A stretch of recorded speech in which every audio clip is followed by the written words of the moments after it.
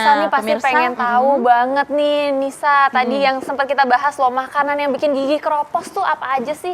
Dan kalau misalnya kita suka makan yang manis-manis seperti yang udah disediakan ini tuh apalagi kopi. Kalau siang-siang nih enak banget minum kopi, Dokter Nisa. Iya sih, bener. Nah, sebenarnya kopi ini aman gak sih? Kopi. Untuk gigi nih, Dok. Untuk gigi ya. Kopi ini sebenarnya kalau kopinya sendiri itu tidak masalah. Yang bermasalah setelah dia dicampur dengan gula. Nah, gulanya inilah yang bisa menyebabkan permasalahan di gigi. Iya, benar. Karena terutama kita kan ngebahas tentang gigi keropos ya, Dok ya. Gula itu sangat bikin gigi keropos ya, Dok ya. Betul. Tapi kalau kopi sendiri itu sebenarnya hanya menyebabkan pewarnaan ya, Dok ya. Cuma kopi ini sebenarnya bagus juga buat kesehatan. Tapi untuk gulanya, nah kadar gulanya yang tinggi di dalam kopi inilah yang bisa menyebabkan gigi kita menjadi mudah keropos. Oke, berarti minum kopi nggak usah pakai gula enaknya ya, Dok? Lebih bagusnya begitu untuk kesehatan gigi. Dokter Divya, bisa nggak minum kopi nggak pakai gula? Bisa dicoba. Pahit ya. Saya tuh suka minum kopi nggak pakai BTW gula. Dok, ini masangnya kebalik nih. Tadi terpasang seperti ini, harusnya dibalik ya seperti ini. Berarti yang masang nih bukan dokter gigi pastinya. Betul. Nah, Dok, ini gimana nih, Dok? Kalau makanan lain yang bisa membuat makanan gigi berlubang atau gigi keropos, yang mana lagi, Dok, yang paling parah di antara semua ini, Dok? Coklat yang lengket ini juga bisa menimbulkan gigi gampang keropos. Kalau misalnya minuman, Dok, hot coklat tuh tadi sempat aku bahas sama Dokter Nisa, soalnya tuh enak banget, Dok. Hot coklat itu juga bisa menimbulkan keropos gigi karena dia ada kandungan gula dan coklatnya itu biasanya agak lengket dan suka meresap ke permukaan gigi, terutama fisur-fisur seperti ini kita lihat ya. Di sini kan ada garis-garis daripada gigi, kita sebut fisur-fisur gigi. Nah, kalau ini menempel makanan yang lengket atau gula itu bisa menyebabkan gampang terjadi keropos gigi. Oh, ini ya, Dok ya, di gigi yang mengunyah ini ya, Dok ya, gigi yang kotak-kotak ini ya, Dok ya. Jadi di sela-selanya ini, di fisur-fisurnya ini sering nempel ya, Dok. Nempel makanan dan agak susah dibersihkannya. Iya, sama ini ya, Dok ya, pinggir-pinggiran ini juga ya, Dok ya. Sela-sela giginya juga begitu, antara gigi dengan gusi juga gampang untuk timbulnya plak di sana. Oke, ini mungkin masyarakat juga penasaran, Dok, kalau gigi keropos itu tuh sebenarnya awalnya tuh karena apa sih, Dok? Apa karena mungkin kita bisa lihat dari plaknya dulu atau akan tiba-tiba ngilu-ngilu terus tiba-tiba keropos? Gimana sih, Dok, sebenarnya? Proses daripada karies itu sebenarnya adalah plak yang menempel pada permukaan gigi. Plak itu isinya dari sisa makanan, air liur, dan bakteri. Jadi kalau ada plak, ada bakteri, itulah baru menyebabkan terjadinya keropos. Gitu. Karena kalau plak itu langsung dibersihkan, tidak ada waktu yang lama ditunggu untuk pembersihannya, dia tidak akan terjadi karies karena bakterinya itu tidak mengakumulasi si plak itu menyebabkan kumannya menjadi karies pada gigi. Karena tidak didemineralisasi emailnya. Oke. Nah, Dok, ini kan di depan kita ada minuman nih, Dok ya, minuman bersoda.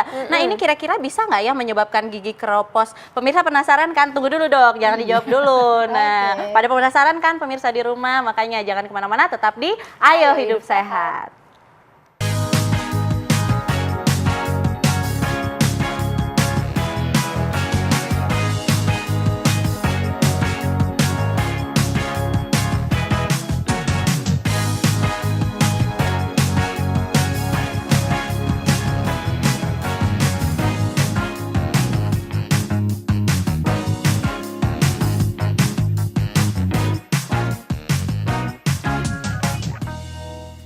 Ya, pemirsa, kita masih dalam segmen Tahukah Anda? Nah, tahukah Anda makanan dan minuman yang bisa membuat gigi keropos dan akhirnya rapuh? Di depan kita nih udah ada makanan minuman ya, Dok ya. Tadi kita ngebahas tentang minuman bersoda nih, Dok. Kan minuman bersoda tuh seger banget kan, Dok. Apalagi diminum kalau panas-panas ya, Dok. Habis olahraga ya.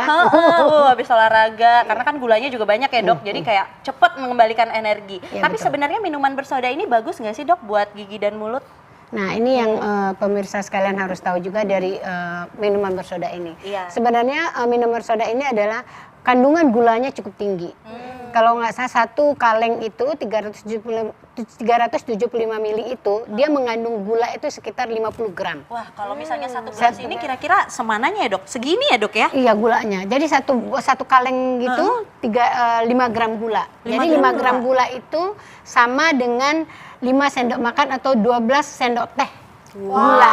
Banyak banget. Banyak Dok. sekali gulanya Iya. pemirsa. Sementara WHO menyarankan untuk gula ini adalah sehari kebutuhan sehari nih kita gula itu cukup 6 sendok teh. 6 Jadi sendok bayangin teh. satu gelas ini, satu kaleng itu mengandung 12 sendok gula gitu. Segitu tingginya kadar gulanya di dalam minuman bersoda ini. Nah mungkin masyarakat juga penasaran dok, selain gulanya, sodanya sendiri itu gimana sih dok untuk email gigi? Apakah bahaya, bisa merusak atau gimana nih dok? Dia kan ada kandungan asamnya, jadi biasanya dia bisa mengikis atau mendemineralisasi email, jadi meluluhkan emailnya gitu. Jadi itu yang menyebabkan jadi nanti giginya menjadi sensitif. Kalau Jadi sensitif, emalnya tipis ya, Dok, ya? Emalnya jadi tipis, kemudian kalau tipis dia kan gampang terjadi keropos karena penempelan plaknya di situ menjadi lebih cepat gitu. Oh, oke. Sehingga penembusan atau merusak giginya itu jauh lebih cepat dibandingkan gigi yang tidak ada dibandingkan dengan gigi yang tidak tipis gitu emailnya. Nah dok, ini banyak juga nih masyarakat yang bertanya-tanya, termasuk pasien saya nih dok. Iya, iya. Katanya bagaimana kan kalau misalnya soda yang biasa itu kan gulanya banyak, tapi kan sekarang lagi ada nih soda yang plain, yang Iya, tanpa yang gula. tanpa gula. Iya, nah itu bagaimana tuh dok? Apakah juga merusak atau tidak? Kalau itu memang kadar gulanya rendah. Sebenarnya semua minuman ini dan makanan yang manis, walaupun yang lengket sekalipun, kalau kita membersihkan setelah mengkonsumsi itu dengan benar, dia tidak akan terjadi proses karies.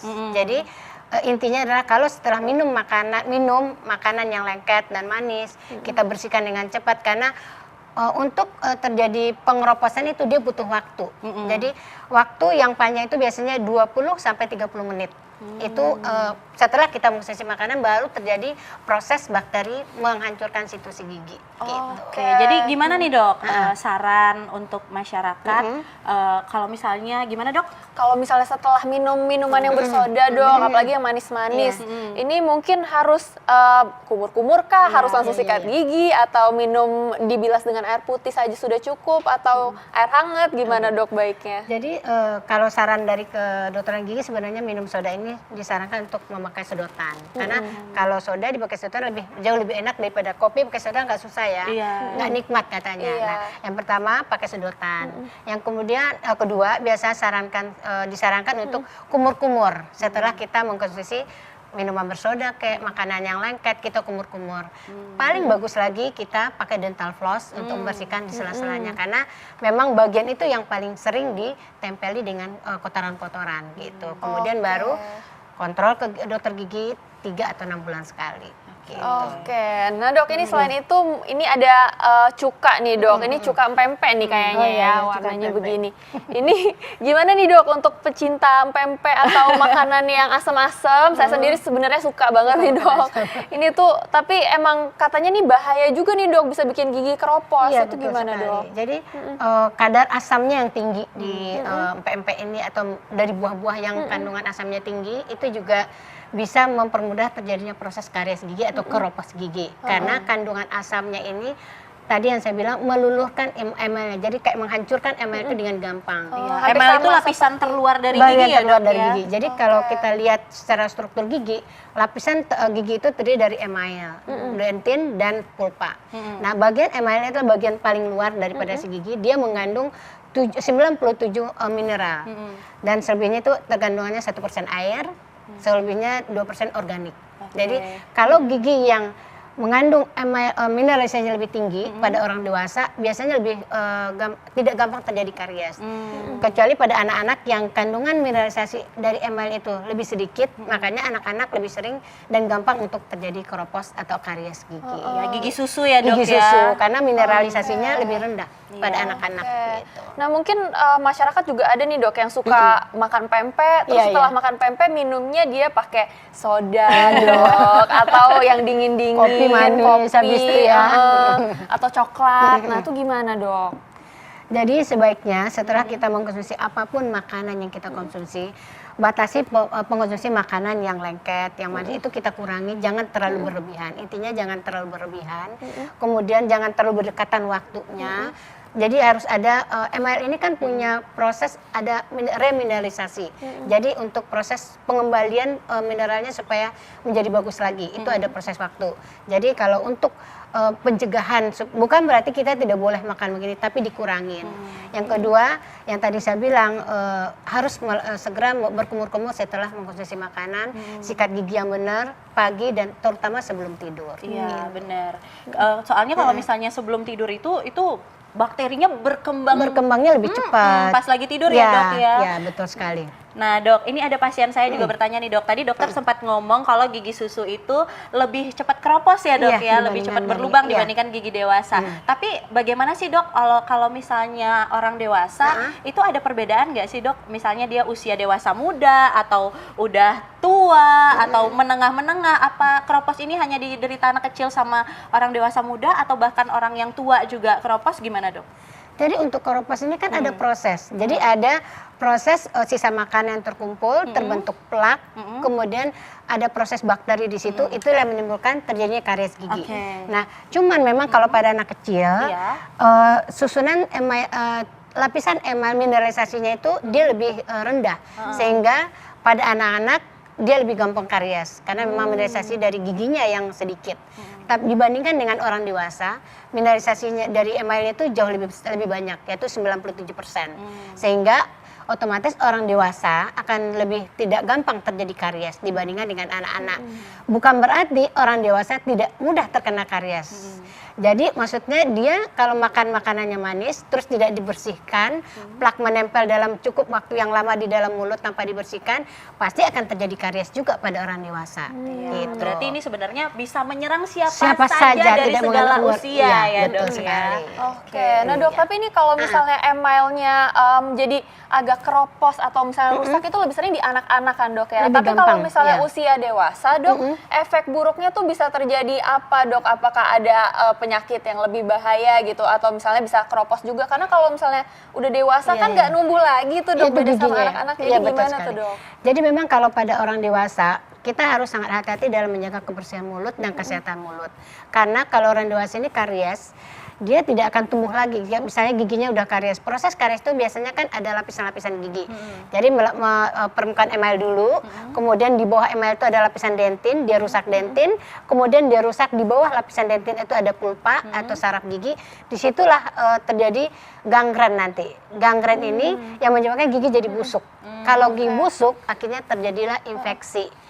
Nah, gangrennya tadi sendiri, Dok, itu kalau misalnya di lokasinya di mananya, Dok? Tadi di pulpanya dan di dalam kena ke saraf, berarti di mana tuh, Dok? Jadi kalau kita lihat di sini, kan lapisan gigi itu, gangren itu adalah dia sudah mengenai saraf atau pulpa giginya. Jadi lapisan emal, dentin sudah lewat.